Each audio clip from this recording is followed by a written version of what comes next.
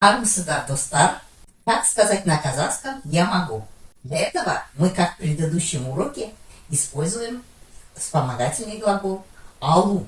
Сначала берем основной глагол, к основному глаголу добавляем «а», «е», «и». После этого берем вспомогательный глагол «алу», убираем букву «у», добавляем букву «а». Потом личные окончания. Давайте посмотрим примеры. Мама сти алама. Я могу готовить. То есть готовить еду. Коньки тебе аласың ба? Ты можешь кататься на коньках? Көмектесе аласыз ба? Вы можете помочь?